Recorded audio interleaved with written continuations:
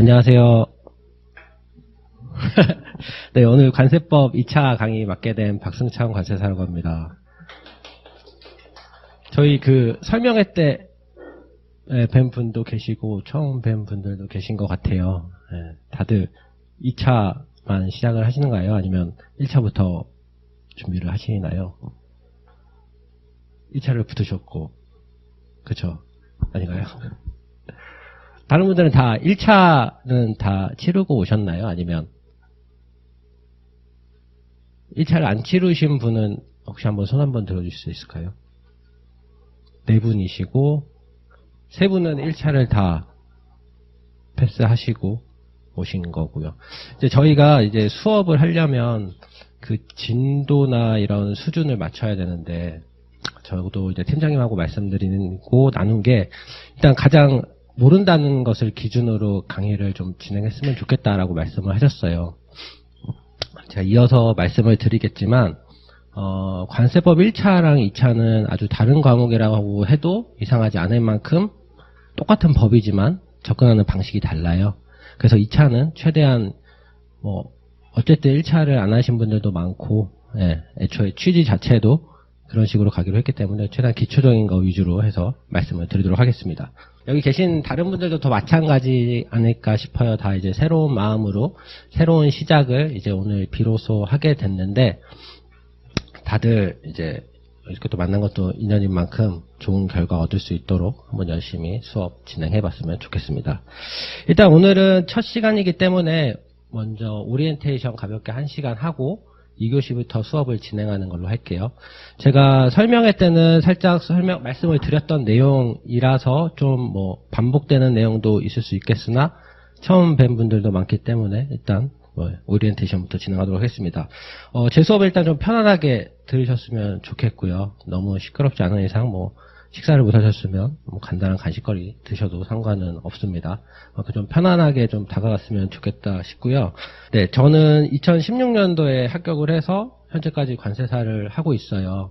근데 이제 그 전에는 다른 대기업도 다녔었고, 제조업도 다녀보고, 금융 쪽도 다녀봤어요. 그러다가 관세사를 하게 됐는데, 사실 처음 관세사를 하고 나서 후회했던 시절이 분명히 있었어요. 더 좋은 급여로 그냥 편안하게 살 걸 내가 굳이 왜 그랬을까.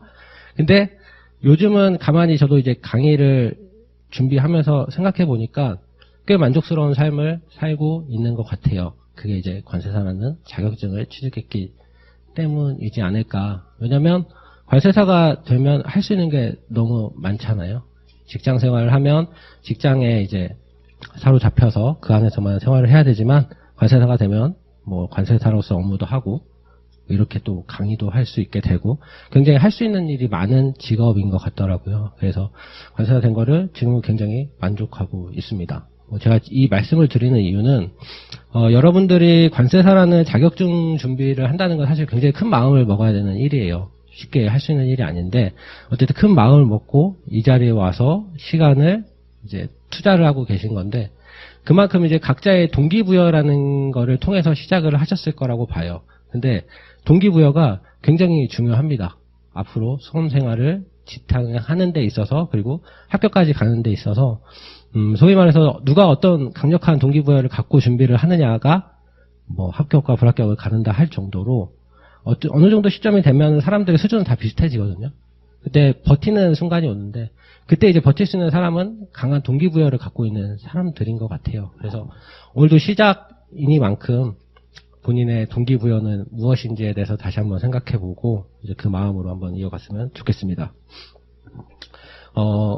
관세사 공부라는 게 굉장히 장기간 동안 해결지는 거기 때문에 지치지 않고 가는 게 중요해요. 그래서 바짝 하는 것보다는 꾸준하게 조금씩 스텝 바이 스텝 올라가는 게 저는 가장 중요하다고 생각을 하고요. 때로는 환경도 바꿔가면서, 그리고 펜 고르고 그런 것도 있죠. 저도 굉장히 그런 걸 무시했던 타입인데 다들 하는 건 다 이유가 있더라고요. 그래서 굉장히 세심하고 예민할 정도로, 주변에서 욕할 정도로 많이 예민하게 준비를 해야 되지 않을까 싶습니다. 서두가 좀 길었고요. 오리엔테이션 시작하도록 하겠습니다. 먼저 2차 과목 소개부터 말씀을 드릴게요. 2차 과목, 1차 과목 어떤 과목이 있는지 다들 알고 계시죠? 예, 예. 관세법은 1차와 2차에 공통적으로 들어가는 과목입니다. 유일한 과목이라고 할 수가 있어요. 그 이유가 뭘까 생각을 해보면 관세법은 관세사 직무를 함에 있어서 가장 기초가 되는 법입니다. 관세법 2차 과목 중에 관세법, 관세평가, HS가 있는데 이 세 과목이 다 원래는 관세법 안에 들어가 있는 거 알고 계시죠? 네, 그만큼 관세법 자체가 그 관세사 직무에 있어서 근간을 이루는 법이라고 할 수 있고요. 그래서 1차와 2차 모두에 관세법이 들어가 있지만 1차는 안타깝게도 2차 과목에 약 10% 수준밖에 안 됩니다. 그래서 관세법 1차에서 90점 맞았는데 관세법 막상 2차 와서 서술을 하니 3, 40점도 안 나오는 경우들도 있어요. 그만큼 같은 법이지만 다가가는 방식 자체가 다르기 때문인데요. 제가 먼저 목차를 소개해 드리면서 말씀을 드릴게요. 요거 기출문제 제가 이제 분석을 해 놓은 건데요. 이제 각 장마다 얼마나 출제가 됐냐를 나오는 거예요. 갑자기 이 말을 왜 하냐라고 하실 건데, 일단, 특정 과목을 공부함에 있어서 저는 목차를 먼저 확인하는 게 제일 중요하다고 생각을 해요. 그래야 자기가 지금 어느 부분을 공부하고 있고, 어느 부분이 남았고, 어느 부분이 중요한지 등을 먼저 알아야지, 나름 또 선별해서 공부를 할 수가 있겠죠. 보시면, 빨간색으로 표시된 2장, 관세 가격과 관세 부가징수, 부세 구역, 통관. 이 부분이 이제 가장 출제가 많이 되는 과목입니다. 2장, 7장, 9장인데요. 보시면은 가장 관세사라는 직무를 함에 있어서 가장 기본이 되는 과목들이라고, 세부 과목이라고 볼 수가 있고, 그 밖에 환급 분할납부, 권리 불복절차에서 많이 나오고, 최근에는 조사 처분에서도 출제가 되고 있죠. 그래서 이런 목차를 전체적으로 알고 계셔야 저희가 지금 어느 부분을 하고 어디까지 왔는지를 확인할 수 있을 것 같습니다. 굳이 말씀을 드리면 2장이 사실 제일 어렵죠. 네. 초반이기도 하고 내용 자체가 조세법에 가장 가까운 장이다 보니 제일 어려워요. 그리고 초반이라서 더 그런 것 같고요. 그래서 목차를 말씀을 드렸고, 관세법이 시험 과목인 이유에 대해서도 말씀을 드렸습니다. 혹시 그 프린텀을 받으신 것 중에 수출신고 필증, 수입신고서랑 수출신고서 있으시죠?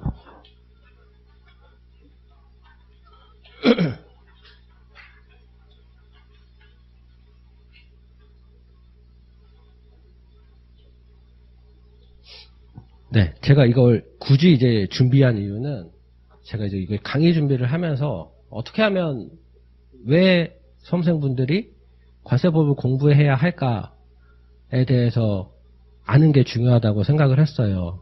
근데 일반적으로 이제 수험생들이 공부하는 과목들을 보면 사실 실무랑은 굉장히 거리감이 있는 과목들이 많아요. 다른 법들을 보면. 근데 관세법은 적어도 그렇지는 않아요. 거의 법 자체가 실무랑 바로 연결이 된다고 할 수가 있는데요. 이제 일례로 보면 이게 이제 수입 신고서예요. 이제 관세사가 뭘 하는 건지 아시죠? 네. 수출입을 할 때 신고를 대행하는 업무가 가장 주된 업무인데 저희가 수입을 할 때 세관에다가 이런 수입 신고서 제출을 해요.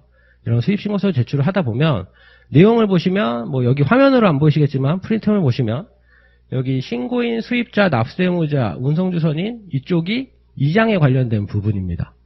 2장을 배워서 이런 부분을 기입을 하는 거고요. 그 다음에 품목 번호 보이시죠? 네, 이 부분이 HS예요. 이제 품목 번호를 잡아서 거기다 HS 콜 넣으면 맞는 게 나오겠죠. 그 다음에 여기 아래 보시면 감면율 나오죠. 그 옆에 세율이 있죠.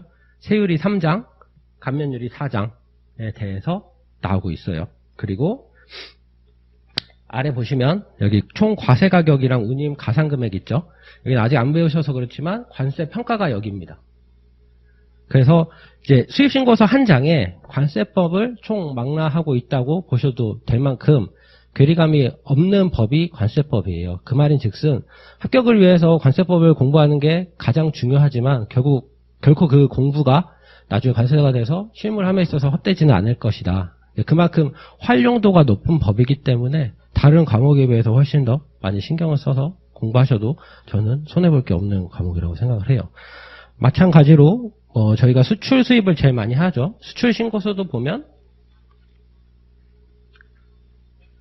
마찬가지입니다. 2장에 대한 부분.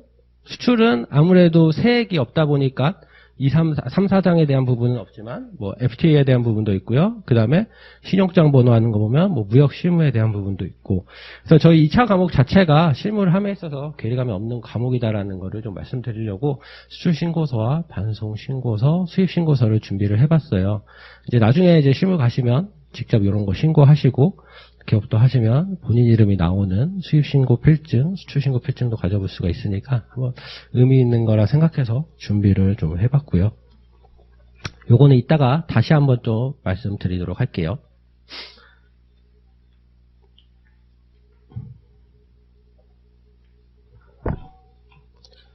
네, 수출신고 필증, 수입신고 필증까지 봤고요. 그 다음에 1차와 2차 과목의 이제 특징에 대해서 말씀을 드릴게요. 1차 과목은 맞는 걸 고르거나 틀린 거를 찾아내는 시험이 1차고요. 2차는 처음부터 끝까지 기술하는 게 2차 시험이에요. 그렇기 때문에 2차에서는 괄호나 뭐 단서 조항이 굉장히 중요합니다. 근데 그에 못지않게 중요한 게 본 규정이에요.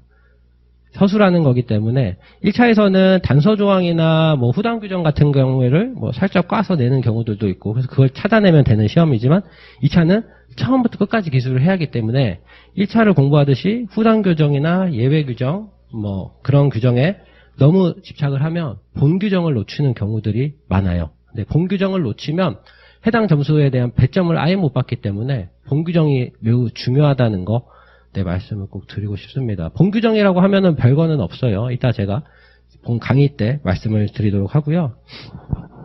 그 다음에 뭐 실제 생활함에 있어서 이제 괄호는 그렇게 우리가 중요하게 생각 안 하잖아요. 근데 법 과목에서는 괄호가 굉장히 중요합니다. 특정한 부분을 이제 말 그대로 특정하는 경우가 있고 빼는 경우가 다 괄호로 표현이 되기 때문에 괄호 역시 놓치지 않으셔야 될 거고요. HS가 내일인가요? 네. HS를 보면 괄호가 굉장히 많이 나와요. 근데 이제 그것도 선별해서 해야 될 만큼 중요하고 어떻게 보면 괄호 부분이 HS도 뭐 HS를 함에 있어서 굉장히 중요한 역할을 한다고 볼 수도 있을 것 같아요. 관세법은 크게 법, 령, 시행, 규칙, 고시로 이루어져 있습니다. 저희 시험 범위는 법, 령, 시행, 규칙까지예요. 그리고 고시는 시험 범위가 아닙니다. 그래서 고시는 뭐 다른 건 아니고요. 제가 판서할 거 제가 글씨를 못 써가지고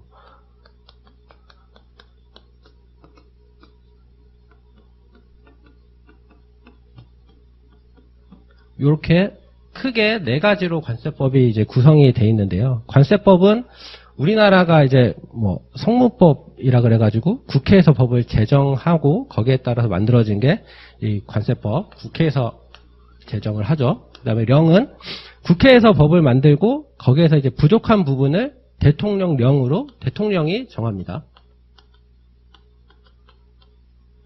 여기에서도 부족한 거는 규칙에서 기재부 장관이 정해요. 여기서 부족한 거를 고시에서 관세청장이 준비를 합니다. 근데 저희 시험 범위는 여기까지예요. 그래서 법을 보시다 보면은 뭐 기재부령으로 정한다, 대통령령으로 정한다 이런 게 있고 관세청장이 정하는 바에 따른다 이런 내용이 있어요. 그러면 관세청장이 정하는 바에 따른다라는 거는 저희 시험 범위가 아니기 때문에 그 부분은 가볍게 좀 스킵을 하셔도 되고 참고로는 저희가 실무를 할 때는 고시를 제일 많이 써요. 수출입 사무처리에 관한 고시 뭐 등등 품목분류 변경 고시는 모든 게 다 고시로 이루어지기는 한데 어쨌든 이 부분은 빠져 있으니까 이 3가지를 위주로 해주시면 되고요. 이 3가지 중에는 뭐가 중요하냐라고 하면 당연히 첫 번째가 법이죠. 근데 하시다 보면 법 못지않게 중요한 령이 있어요. 그리고 령보다 중요한 시행 규칙도 있어요. 근데 요거는 제가 수업을 하면서 선별을 해드릴 건데 일단 최우선은 법입니다. 그리고 법과 령과 고시를 적어야 되는, 법과 령과 규칙을 적어야 되는 부분들이 있는데 요즘 시험 문제 보니까 다 그 부분들에 대해서는 어느 정도 언급을 해주더라고요. 예를 들어서 문제에서 뭐 시행령까지 적어라. 아니면 법에 국한해서 적어라. 뭐 이렇게 구분을 해주고 있기 때문에 그 부분에 대해서는 걱정을 안 하셔야 돼도 될 것 같고 다만 저희가 이제 수업하고 공부하는 내용이 이게 법인지 이게 명의인지 규칙인지 정도는 파악을 하고 계셔야 돼요. 그래서 제가 이따가 제 책 소개를 하겠지만, 네, 제 책에는 아주 명확하게 구분이 되어 있습니다. 네. 일단, 네, 요거 어떤 과목으로, 아니, 어떤 부분으로 구성되어 있는지 말씀을 드렸고요. 네. 그 다음에 두 번째로 이제 목차에 대한 부분을 말씀을 드릴게요. 목차 정리에 대해서 뭐 말이 많다고 들었어요. 목차를 암기를 해야 되냐, 말아야 되냐, 목차 암기가 필요하냐, 필요하지 않은 것이냐. 요즘 시험에서는 목차를 대부분 제시를 하던데 굳이 그런 목차를 암기하는 것이 맞느냐에 대한 얘기가 좀 있는 것 같더라고요. 여러분은 어떻게 생각하십니까? 대답을 안 하시겠죠? 네. 그 목차 암기는 제가 공부할 때만 해도 목차 암기는 필요했던 것 같아요. 그리고 그 생각은 뭐 아직도 변하지 않아서 저는 필요하다고 봐요. 이제 그 이유에 대해서는 뭐 이유를 말씀드리면 일단 목차를 알아야 이 법 조문이 어떤 내용으로 구성되어 있는지 파악이 가능하고요. 결정적으로 아무리 목차를 시험 문제에서 제공한다고 하지만 제공하지 않는 문제들도 있어요. 그거는 제가 기출문제를 보면서 말씀을 드릴게요. 그렇기 때문에 목차를 반드시 암기를 해야 되는 부분들이 분명히 있어요. 그렇다고 모든 법의 목차를 다 뭐 암만 따서 외우는 게 의미는 없겠죠, 당연히. 그렇지만 목차 암기에 대한 거는 분명히 중요하다는 거를 말씀을 드릴 거고요. 네, 그렇습니다. 그리고 법은 장, 절, 관, 조로 구성이 되어 있는데 절이나 관에 따라서 그 자체가 문제로 나오기도 해요. 그래서 그런 부분도 제가 수업 시간에 이런 문제는 단답형으로 나올 수 있는 문제다. 이런 문제는 절과 관에 대해서 내용을 분명히 숙지할 필요가 있다라고 말씀을 분명히 드릴 거거든요. 이제 그럴 때 체크를 하셨다가 그런 부분은 절이나 관에 대해서도 명확히 암기하는 게 필요하지 않을까 싶습니다. 그래서 제가 지금 기출문제 전년도 거 기출문제를 한번 가져와 봤는데요. 이거 보시면 좀 설명이 목차 암기에 대해서 되실 것 같아요. 잠시만요.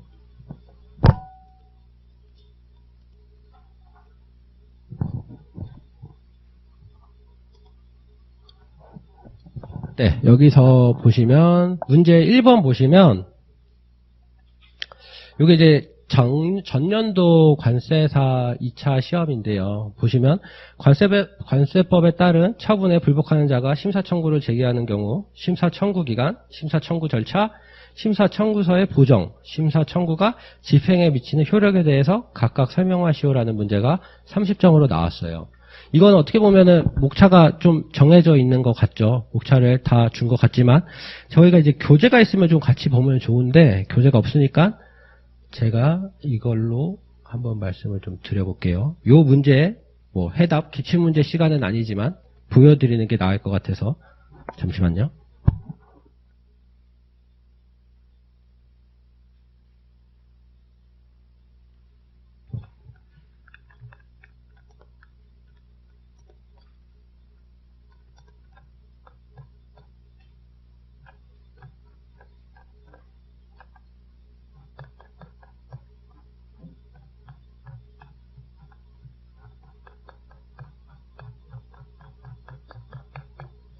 이게 이제 제가 책 만들 때 초안을 준 거예요. 근데 이제 아까 팀장님은 이게 너무 보기 싫었나 봐요. 그래서 편집본을 굳이 앞에 걸 받으셨다 그래서 보여드렸고, 일단은 네, 이거 제가 보여드릴게요. 문제를 다시 한번 보시면 네, 나오죠. 1번 심사 청구 기간에 대해서 적으라고 했어요. 그럼 심사 청구 기간을 적으라고 하면 이거를 다 적으면 돼요. 이거를 다 적으면 1-1 심사 청구 기간에 대한 정답이에요. 근데 심사 청구 기간을 적으라고 했을 때 요 소목차들을 모르면 적을 수가 없겠죠. 물론 적을 수는 있겠지만 생각이 안 날 수가 있고 총 4개 항으로 구성이 되어 있지만 한 가지 항을 놓칠 수도 있죠. 이제 이런 경우는 목차 암기가 필요한 거예요. 그래서 심사 청구 기간 법 제121조가 이런 4가지 항으로 구성이 됐구나는 머릿속에 있어야 이런 문제가 나오면 놓치지 않고 쓸 수가 있는 거죠. 아래 보시면 그 다음 문제가 뭐죠? 심사청구 절차예요. 그럼 심사청구 절차도 마찬가지입니다. 심사청구서의 제출, 계산, 의견서 첨부, 반대되는 증거서류, 증거서 제출. 여기까지가 122조예요. 이게 심사청구 절차에 대한 정답이죠. 이것 역시도 소목차를 모르면 적을 수가 없어요. 그래서 제가 또 말씀을 드리면 이 법 122조에 해당하는 0이 145조예요. 이제 여기 같은 경우는 아래 보시면 여기 보시면 적혀있죠. 단 관세법에 규정된 것에 한한다. 요거는 시행령은 안 적어도 된다. 법만 적어라. 이거예요. 보시면 제가 책을 정리를 122조 심사청구 절차에서 정리하면서 관련된 0을 아래다가 붙여놨어요. 제가 만든 책은 약간 법조문하고 기본서 중간에 있는 책이라고 보시면 돼요. 그래서 해당하는 법에 관련된 0을 바로 아래다 붙여놨기 때문에 굳이 이제 법조문을 보듯이 뒤져보지 않아도 찾을 수가 있을 건데 이런 거를 구분을 할 줄 알아야 된다는 거예요. 얘가 만약에 제가 이거를 구분을 안 해놓는다면 심사청구 절차 문제가 나오면 1번 심사청구서 제출부터 0에 있는 심사청구서 기재사항 및 첨부서류까지 다 적을 수도 있겠죠. 아래까지 여기까지만 적으면 되는데 동그라미 번호만 적으면 되는데 이제 네모에 있는 것까지 다 적을 수가 있어요. 이제 그렇게 되면 감점이야 안 당하겠지만 2차 시험 자체가 쓰는 끼만으로도 시간이 부족하기 때문에 굳이 배점도 없는데 낭비를 할 수가 있는 거거든요. 그래서 저희가 앞으로 공부를 할 때 요게 법이구나, 요게 시행령이구나, 시행규칙이구나 정도는 꼭 구분을 해서 하실 줄 알아야 됩니다. 제가 공부할 때 그걸 잘 못했어요. 그래서 실무 가니까 되게 힘들더라고요. 뭐가 법이고 시행령인지 모르고 저는 이제 제가 책을 만들어서 공부를 한 케이스인데 저도 이제 법을 처음 보는 거다 보니까 이제 제 입맛에 맞춰서 한다고 령이나 법이나 규칙이라는 내용이 그 자체가 너무 어렵더라고요. 그래서 그걸 다 빼고 그냥 숫자로만 했었어요. 그래서 했더니 이제 공부량은 많아지지만 이제 받아들이는 건 꼭 법 같지 않아서 편하더라고요. 근데 막상 실무에 와보니 그게 굉장히 힘들다는 걸 느끼고요. 그 다음에 중요한 거는 몇 년 전부터 시험 자체, 출제 경향 자체가 바뀌었잖아요. 그럼 거기에 저희가 맞춰서 가야 되는데 여기서는 분명히 법과 령을 구분해서 쓰라고 알려주고 있기 때문에 거기에 대한 인지가 반드시 필요할 것 같습니다. 그래서 꼭 공부하실 때 요거에 대한 구분은 확인을 하셔야 될 것 같아요. 그래서 겸사겸사 저희가 지금 기출문제를 보고 있고요. 그 아래 심사청구의 보정, 네, 마찬가지입니다. 하나, 둘, 세 개. 이 동그라미 세 개만 쓰면 돼요. 이거 역시도 두 개인지 세 개인지 한 개인지 기억이 안 날 수도 있죠. 그러면 반드시 이런 거는 심사청구의 보정에는 1번에 보정 기간이 있었고 2번에 보정 방법, 3번에 보정 기간 불산입에 대한 내용이 있었구나 정도만 이해를 하고 있어도 암기가 되어 있어도 거기에 대한 내용을 뭐 서술을 하는 데는 뭐 문제는 없겠죠. 적어도 놓칠 일은 없다. 네, 대한 부분 말씀드리고 아래 심사청구가 집행에 미치는 효력 뭐 다 마찬가지입니다. 요 참고로 말씀드리면 여기에 이제 심사청구 기간 절차 보정 이게 이제 만들어낸 말이 아니고요. 이제 시험 출제자가 만들어낸 말이 아니고 법 조문 이름이 자체가 이렇게 생겼어요. 그래서 법 제125조는 심사청구 등이 집행에 미치는 효력이라는 제목이 붙어 있습니다. 그래서 특정한 과목들 같은 저희 관세법 같은 경우는 법에 해당하는 이름도 당연히 이제 맞춰서 암기하시면 될 것 같아요. 이거 제가 정해놓은 게 아니고 법조문에 나와 있습니다. 근데 요거 작은 동그라미는 제가 그냥 정한 거예요. 그냥 가장 뭐 핵심적인 멘트이지 않을까, 문구이지 않을까 해서 제가 넣은 건데 그런 거는 뭐 제가 하는 게 불편하다 싶으면 본인 입맛에 맞는 걸로 바꾸시면 됩니다. 그런 편집을 본인이 직접 하실 줄 알아야 돼요. 그죠? 1번에 30점짜리 문제가 20점짜리가 이렇게 문제가 구성이 돼 있었고요. 그 다음에 2번을 보면 뭐 관세법상 세관 납세자 보호위원회 심의사항 5가지 쓰시오라는 문제가 나왔어요. 이게 이제 10점이었고 위에가 20점이었죠. 이제 이런 문제가 참 뭐라 그래야 될까요? 좀 골 때리는 문제인데 잠시만요.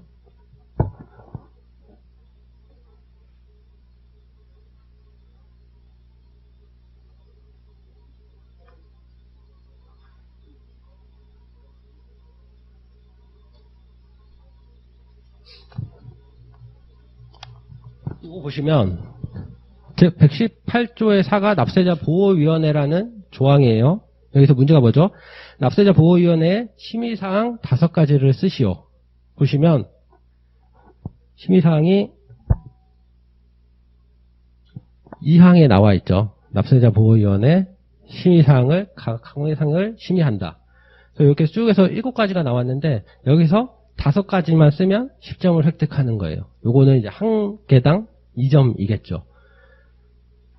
뭐죠? 그러니까 기술하는 내용에 있어서 굉장히 많이 차이가 나죠. 앞에 거는 무려 4가지 법에 대해서 쪼개서 기술을 하게 되면 뭐 한 가지 법조문당 한 5점씩 부과가 될 것이고, 물은 이번에 심의사항 5가지는 한 사항당 2점인 거예요. 네. 그러니까 이런 거는 놓치면 굉장히 뼈 아플 수가 있죠. 앞에 아무리 잘 써도 요거 하나 놓치면 요게 10점이니까. 그래서 이런 것들도 별도로 준비를 하셔야 됩니다. 그래서 이런 것도 제가 최대한 나올 수 있는 것들에 대해서는 말씀드릴게요. 요런 걸 이제 단답형이라는 표현을 많이 하잖아요. 이제 단답형 문제는 안 쓰기에는 너무 아까운데 또 요거까지 공부를 하려면 공부량이 너무 많아지기는 해요. 근데 뭐 요즘 실제 경향이 그렇다 보니 저희는 이제 거기에 따라가야 되지 않을까 싶습니다. 그래서 뭐 요런 것도 문제가 될 수 있다라는 걸 말씀드리고, 기출문제 보는 거 재밌지 않나요? 재미없어요? 공부를 이렇게 하면 된다라는 걸 이제 보여주는 게 기출문제라서, 기출문제가 저희가 따로 시간이 있잖아요. 나중에 9, 10월 달인가요?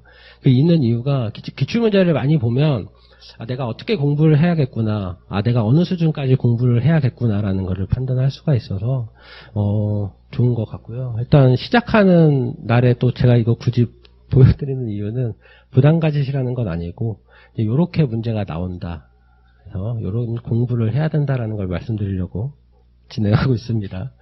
문제 2번을 보시면 뭐 이런 내용도 굉장히 단순합니다. 이건 뭐 제가 찾아볼 필요도 없을 것 같은데, 문제 2번 보면 아예 다 정해주죠. 관세법 93조 12호에 해당하는 거에 따라서 43조 증표 5가지를 쓰시오. 이거는 제가 봤을 때 쓴 사람이 거의 없을 것 같아요. 요거 뭐 한번 답만 볼까요?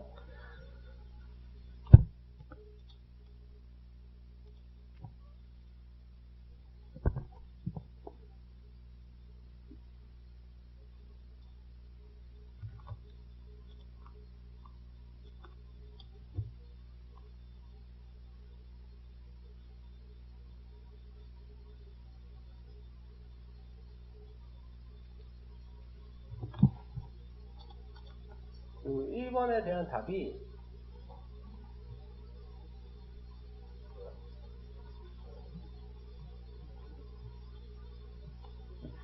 잠시만요.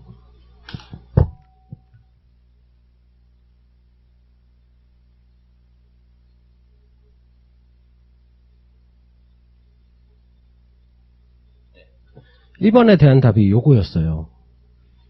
요거 증표 5가지 쓰는 거. 요거 공부한 사람이 있었을까요? 시행 규칙인데. 저는 없었을 것 같아요. 이것까지 공부하기에는 시험 과목이 너무 많아요. 그래서 이제 요런 거는 틀리라고 나온 문제인데, 이제 요런 문제도 뭐 놓치지 않았다면 뭐 대충은 또 쓸 수도 있지 않았을까 싶은데 아마 다 못 쓰지 않았을까 싶어요. 그래서 혹시나 이런 문제가 나와도 너무 당황하지 않으셔도 되는 게 다 못 쓰는 문제입니다. 이런 문제를 뭐 한다고 합격하고 불합격하고 하진 않아요. 제가 이제 기출문제 분석을 쭉 해보면 이런 문제들도 꼭 나와요. 당연히 틀리라고, 변별력을 높여야 되니까. 근데 기본적인 것만 잘해도 합격에 있어서만큼 부족한 점수는 아닐 거라고 생각을 해요. 그 말은 목차를 제시해주는 문제, 혹은 목차를 암기하였다면 쓸 수 있는 문제, 그런 문제가 이제 기본 문제라고 볼 수 있는데, 뭐 소위 말해 깔아주는 문제는 한 60점에서 70점 정도는 충분히 나오지 않을까. 그리고 우리 시험 합격이 평균 60점만 넘으면 관계없이 다 합격이잖아요. 그러니까 그 과락만 면하고 최대한 점수를 획득하면 이제 뭐 합격하는 시험이기 때문에 뭐 요런 것까지 다 공부를 준비해야 된다라고 하는 거는 제가 봤을 때 굉장히 무책임한 거지 않을까. 그냥 다 틀리면 되지 않을까 싶어요. 네.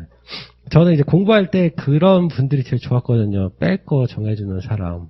네. 근데 저도 이거 하다 보니까 이제 뺄 게 없기는 하더라고요.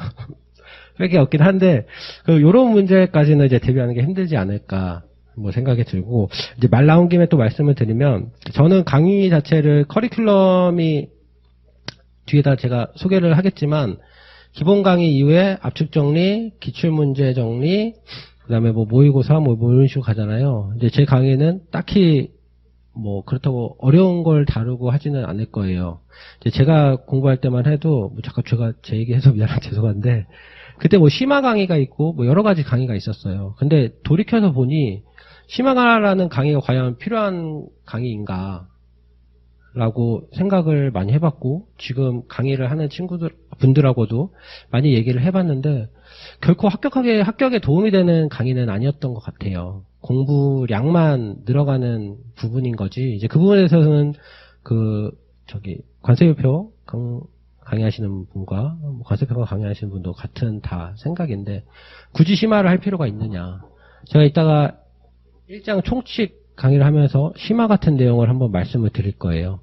근데 과연 이제 그런 부분이 이게 관세사 2000 시험을 합격하는데 도움이 되는 부분인가? 근데 관세사로서는 그 역량을 발휘함에 있어서는 또 필요한 과목 같기는 해요. 근데 적어도 시험에는 필요한 부분은 아니지 않나 해서 저는 어쨌든 저희가 지금 강의를 하는 이유가 관세사로서 강의를 하는 게 아니라 관세사가 되기 위해서 하는 강의를 하는 거기 때문에 그런 심화되는 부분은 과감히 안 할 겁니다. 그래서 그런 부분이 좀 부족하시면 다른 곳에서 자료를 찾아봐서 보셔도 되는데 저는 굳이 그렇게 하지 않아도 그 에너지를 기본 문제를 푸는 데 집중을 해도 합격을 하는데 훨씬 더 가까워지지 않나 생각을 합니다. 그래서 뭐 그 부분에 대한 것도 요거 기출문제 통해서 한번 말씀을 드렸고요. 그 문제 한번 3번도 볼까요? 문제 3번도 보면 이게 정말 3번이 이제 조사 관련된 문제인데요. 이게 시험이 변별력을 주려다 보니 조사와 처분에 대해서 아까 이제 기출문제 얼마나 나왔는지 보셨죠? 딱 20점 나왔어요. 20점 나왔는데 그게 최근 22년도, 23년도입니다. 그 정도까지는 출제조차도 안 됐던 부분인데 이게 이제 이런 게 변별력을 높이기 위해서 나오는 문제들인 것 같아요. 근데 작년에 나왔던 문제 3번 같은 경우는 뭐 변별력을 위한 문제는 아니었다라고 생각해요. 굉장히 기본적인 부분인 거고 내용 자체도 굉장히 심플합니다. 한번 볼까요?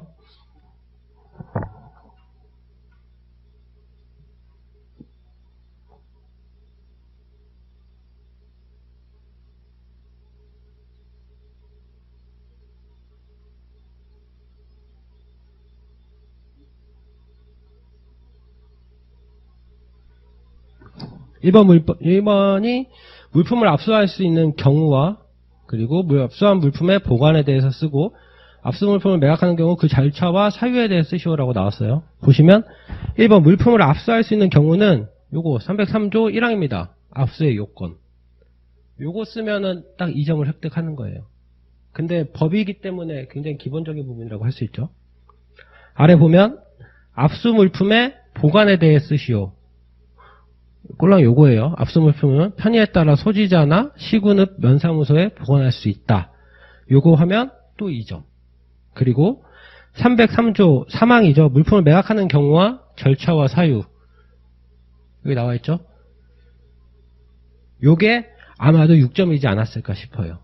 굉장히 심플하죠. 이런 문제는 놓치면 너무 아까운 문제인 거예요. 내용 자체도 어렵지 않고 이런 부분을 특별히 제끼지 않았다면 다들 했을 부분이기 때문에 이런 부분을 만약에 놓쳐서 못 썼다라고 하면 이런 거는 사실 합격과 불합격에 큰 영향을 미친다고 볼 수 있을 것 같아요.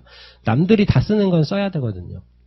그리고 남들이 다 쓰는 거는 남들보다 더 완벽하게 써야 제가 말하는 기본 문제를 가져간다는 부분이기 때문에 그래서 이제 기본 문제에다 집중을 하는 게 필요하다라고 말씀을 드리는 거고 심화나 뭐 다른 부분에 대해서 공부할 시간에 기본 문제를 조금 더 탄탄하게 조금 더 정확하게 명확하게 하는데 시간을 집중하는 게 좋지 않나라는 게 뭐 제 생각이긴 또 합니다. 그래서 이제 이런 식의 문제도 나왔었다라는 걸 말씀을 드리고 2번 문제도 마찬가지죠. 2번은 이제 처분에서 나온 문제인데요. 2번은 압수물품의 반환과 소유자를 알 수 없는 압수물품의 국고 기속에 대해서 쓰시오라는 문제였어요. 그래서 요거는 313조를 그대로 쓰시면 되죠. 아이고.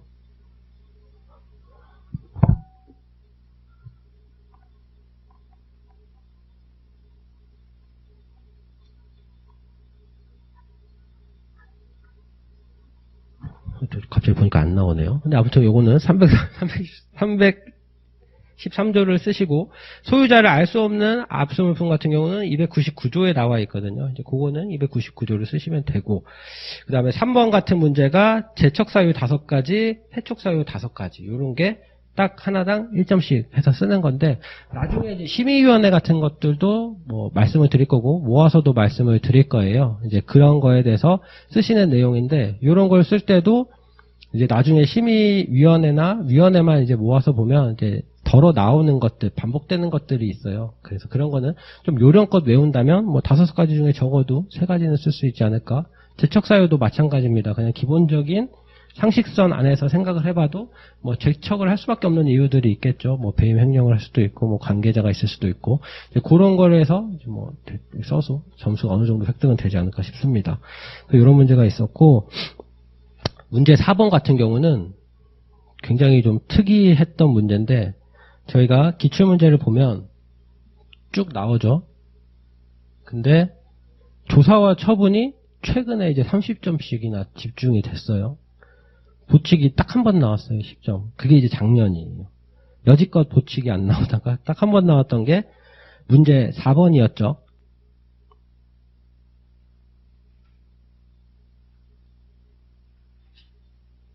네, 문제 4번 보시면, 운송수단의 물품 취급시간이 아닌 때에 물품을 취급하려는 자는 세관장에 통보서를 제출해야 하는데, 통보서 제출을 생략할 수 있는 경우 5가지만 쓰시오. 요거는 법이 아니라 시행령을 쓰는 문제였어요. 그래서 제가 아까도 말씀드렸듯이 법만큼 중요한 시행령도 있다 라고 말씀을 드리는 거고, 이걸로 한번 또 찾아볼까요?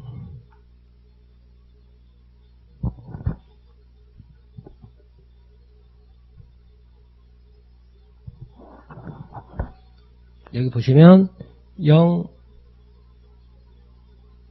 제275조가 있죠. 그리고 2항에 보면 물품 취급 시간이 아닐 때 물품 취급하는 통보서를 제출하는 통보서 제출을 생략할 수 있는 경우에 대해서 나와 있습니다. 그래서 그 내용을 쭉 적어주시면 될 것 같고요.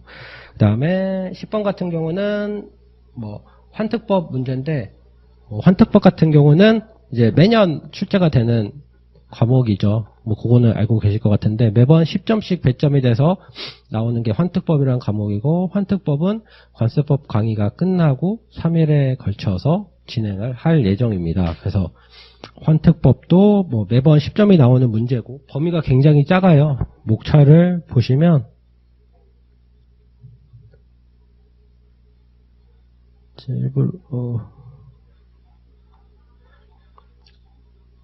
이제 목차를 보시면 요게 이제 환특법이거든요. 환특법은 장도 안 나눠져 있어요. 그래서 요 장도 제가 임의로 나눈 거고, 법조가 제1조부터 24조까지밖에 없습니다. 굉장히 작은 법이 근데 뭐 안에 영이랑 시행규칙은 당연히 있겠죠. 근데 법 자체가 굉장히 작고 조금 함축된 법이라고 할까요? 근데 이 범위에서 항상 매번 10점이 나오기 때문에 환특법도 절대 놓치면 안 되는 과목이기도 합니다. 그래서 이렇게 뭐 목차랑 기출문제에 대해서 말씀을 드렸고, 이제 마지막으로 커리큘럼에 대해서 좀 말씀을 드릴게요. 커리큘럼은 딱히 제가 프린트가 없어요. 그냥 구두로 설명을 드릴 건데요. 일단 오늘부터 시작하는 기본 이론 강의는 이제 16번에 걸쳐서 진행이 될 거고, 주로 개념 정리나 뭐 절차와 흐름을 정리하는 데 시간을 많이 소요할 거예요. 그리고 가장 중요한 거는 이제 저희가 전체 커리큘럼을 진행하면서 기본적인 내용을 정리할 수 있는 처음이자 마지막 기회라고 생각을 해요. 앞으로 강의에서 이만큼 더 자세하고 뭐 기초에 충실하게 진행하는 강의는 없을 거거든요. 그래서 저는 그렇게 생각해요. 5, 6월달 강의가 거의 전부라고 봐도 무방할 정도로 5, 6월달 강의는 좀 많이 집중을 해주셔야 되지 않을까 싶습니다. 여기에서 뭐 처음 보시는 분들은 접하는 게 처음이기 때문일 거고, 그 다음에 1차를 이미 보신 분들은 2차라는 관세법을 또 처음 보시는 거기 때문에 그 기본적으로 알고 계신 거랑 또 뭐 상이한 부분도 있을 수 있기 때문에 이 부분에서는 좀 집중을 해주시고요. 제가 수업은 목차별로 키워드 정리를 해드릴 거예요. 근데 딱히 프린터로 정리하는 건 아니고 구두로 말씀을 드릴 거예요. 그러면은 책에다 필기 하셨다가 나중에 복습하시거나 하시면 되고요. 예습과 복습에 대한 부분도 궁금하실 것 같아서 말씀을 드리면, 저는 예습은 굳이 할 필요가 있을까 생각을 해요. 근데 이제 중요한 거는 수업이 끝나고 당일 수업 한 부분에 대해서 복습은 바로 해주시는 게 좋지 않을까 싶어요. 그래서 최대한 빠른 시간 내에 본인이 리뷰를 해보면서 오늘 배운 내용에 대해서 한번 각인시키는 것도 중요하다고 생각하고요. 또 시간이 그럼에도 불구하고 난다면 정독을 한번 하는 걸로 충분하다고 생각을 합니다. 저희가 관세법만 시험 과목이면 더 하라고 말씀드리고 싶은데 과목들이 워낙 많아요. 그리고 HS 같은 경우는 아예 처음 보신 분들도 대부분이죠. 다죠. 네. HS 같은 경우도 처음에 보면 그 과목이 주는 이질감이 엄청 크거든요. 말도 이상한 것 같고 너무 숫자도 많고.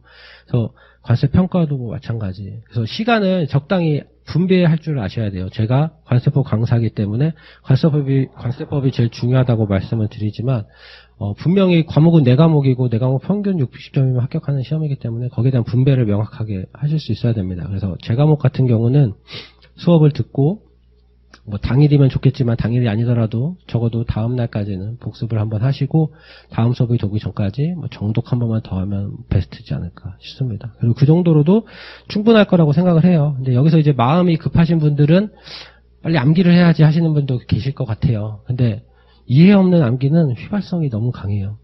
네, 당장 암기가 된 것 같아도 저희가 시험은 내년이잖아요.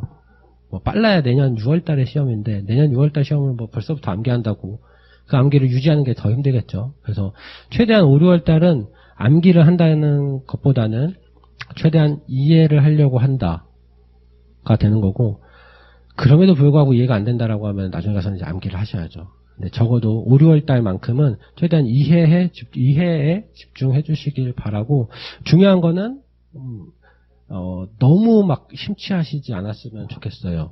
저희가 학자가 되는 시험이 아니잖아요. 관세사라는 시험에 합격하는 거기 때문에 다소 이해가 안 된다면 그냥 넘어가는 것도 방법입니다. 그거 하나 매달려가지고 이걸 하나 정복해보겠어라는 마음으로 가는 게 결코 저희 수험 시장에서는 도움이 안 되는 것 같아요. 저도 옛날 또 하게 됐네. 하다 보면은 굉장히 오랫동안 공부하시는 분들 계시잖아요. 한 10년 하시는 분도 저는 계셨었거든요. 근데 그분들 보면 아는 거는 되게 많은데 시험은 번번이 떨어져요. 근데 그분이 몰라서 떨어진 건 아니라고 생각하거든요. 근데 그런 것들이 이제 시간을 그런 분들의 이제 특성은 굉장히 파고들어요. 끝까지. 근데 저 같은 경우는 그냥 모르면 외워버리자라는 입장인 건데, 과연 시험을 합격할 때 어느 게 맞는 것인가? 제가 이제 교수가 아니고 시험을 합격하는 거기 때문에 그 부분에 대해서 개인적으로 조절을 좀 잘 하셨으면 좋겠어요. 너무 심취하지 말자. 네. 그래서 이해를 하려고 하지만 너무 깊숙이 들어가시지는 마시고요. 제가 이제 수업 진행을 하면서 참고라고 하면서 말씀을 드리는 것들도 있을 거예요. 근데 그런 부분은 말 그대로 참고예요. 그냥 혹시나 이해하시는데 도움이 될까 싶어서 제가 공부한 것들을 말씀을 드리는 거니까 그런 부분이 좀 어려울 수 있겠지만 그런 부분에 너무 심취하지 않으셨으면 좋겠다. 저희는 관세법과 시행령과 시행규칙에만 집중을 하면 됩니다. 거기에 대한 부가적인 설명은 제가 드릴 테니까 그건 참고적으로만 항상 이해를 해주셨으면 좋겠다 말씀을 드리고요. 그래서 메모하시고 하실 것도 별로 없을 거예요. 그렇게 해서 5, 6월달 강의를 진행을 하고요. 7, 8월달은 이제 압축 정리라고 해요. 이제 저는 가장 나름 신경을 쓰는 시간일 것 같은데요. 이제 제가 아까도 말씀드렸지만 원래 합격한 사람은 자기가 합격한 게 정답이라고 생각을 해요. 그래서 다들 그렇게 자기 합격 방법에 대해서 말하고 다니는데 저는 제가 했던 방법을 당연히 녹여보려고 노력할 거예요. 근데 저도 이제 책을 만들고 제 주변에 공부하시는 분들한테 많이 나눠드리기도 하고 제가 강사도 아니지만 모의고사 내고 하고 했었어요. 근데 이제 오지랖이 넓죠. 근데 이제 보니까 교재라는 거는 자기 입맛에 맞아야 되는 것 같아요. 저는 이제 제가 느끼기에 가장 최선의 버전으로 만들어서 줬다고 생각을 했는데 이제 그분들은 또 그렇지 않을 수도 있잖아요. 그래서 제가 압축 정리 때는 최대한 이제 여러분들이 보기 쉽게 자료를 책을 만들 예정이에요. 지금 만들고 있기도 한데, 근데 이제 그게 최종본이라는 생각보다는 그거를 베이스로 여러분들이 내 입맛에 맞는 책을 만드는 시간이다라고 저는 7, 8월 달을 감히 생각하면 좋을 것 같아요. 그래서 7, 8월 달은 압축 정리인데요. 이제 최종적으로 이제 시험 날까지 볼 압축 자료를 만드는 기간이라고 보시면 될 것 같아요. 말씀드렸듯이 제가 만들어서 드릴 책이겠죠. 그 책이 베이스가 됐으면 좋겠고, 최대한 이제 그런 번거로움을 좀 줄여드리기 위해서 제가 최대한 만들어 드릴 테니 본인들의 입맛에 맞게 잘 만드는 시간이라 보시면 될 것 같고요. 그러다 보니 이제 뭐 압축이잖아요. 당연히 기본서에 들어가지, 기본서에는 있지만 압축 정리는 없는 부분들도 있을 건데, 그 부분은 이제 제가 취사 선택해서 하지만 그게 불안하시다라고 하면 기본서와 또 적절히 섞어서 하시는 것도 방법이고, 그래서 제가 이제 본인에 맞는 책을 만들어낸다라고 말씀을 드리는 거고, 7, 8월 달은 다 같이 이제 그런 거를 만드는 과정이다라는 마음으로 수업에 임해 주시면은 가장 뭐랄까요? 강의 계획과 맞는 게 될 것 같아요. 제가 강의를 막 이렇게 하는데 수험생분들께서 다른 방식으로 하시면 제가 강의하는 게 아무 의미가 없잖아요. 그래서 그 강의에 맞는 방식으로 공부를 해주셨으면 좋겠다 싶고요. 나만의 방식으로 암기를 하는데 최적화된 책을 만드는 시간이라 보시면 되고, 그 다음에 암기는 이제 시각화가 제일 중요해요. 그냥 때로 외우는 게 중요한 게 아니고, 결국에는 시험날 사진 찍듯이 이렇게 딱 나온다고 하죠. 예를 들어서 뭐 135조에 1항은 여기 있었고 뭐 2항은 다음 장 넘어갔는데 첫 페이지에 있더라. 뭐 이런 식으로 계속 보다 보면 이제 이게 사진 찍듯이 암기가 되거든요. 이제 그런 교재를 만드는 거니까 뭐 그런 것도 감안해서 하시면은 좋을 것 같다는 생각이 들고, 7, 8월 달에는 뭐 학원 커리큘럼상 20점 배점 문제를 작성하고 연습하는 시간이 있다고 합니다. 그래서 아마 본격적인 암기를 7월 달부터 학원에서는 권장하는 것 같아요. 뭐 저도 어느 정도는 동의하나 너무 딥하게 하실 필요는 없지 않을까 싶어요. 말 그대로 20점짜리면 단답형 문제 정도 준비하면 되지 않을까 싶습니다. 본격적인 암기와 시험은 9월 10월부터 할 것 같아요. 9월 10월은 이제 기출정리가 있고요. 그래서 기출문제, 그동안의 기출문제 풀이를 할 거고, 전반적인 내용 리뷰를 당연히 하겠죠. 그리고 이때는 30점 배점 문제를 연습하고 푼다고 합니다. 그래서 뭐 조금 일찍 나와서 푸시는 것 같아요. 거기도 제가 피드백도 드릴 거고, 당연히 7, 8월보다는 조금 더 심화된 문제일 거고요.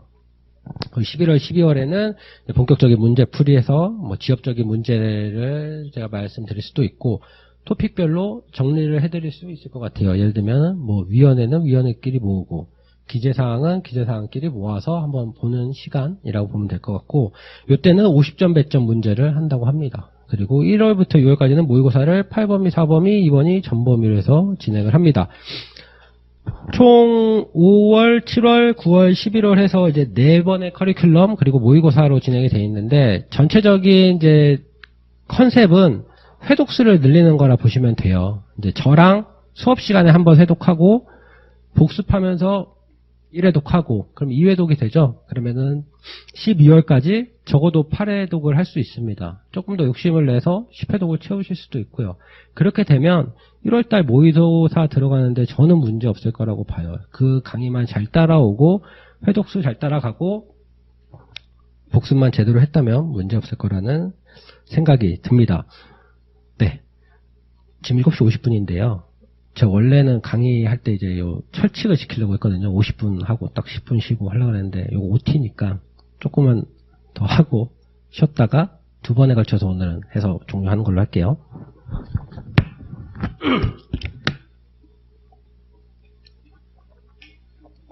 제가 커리큘럼까지 말씀을 드렸고, 이제 마무리 말씀을 드릴 건데,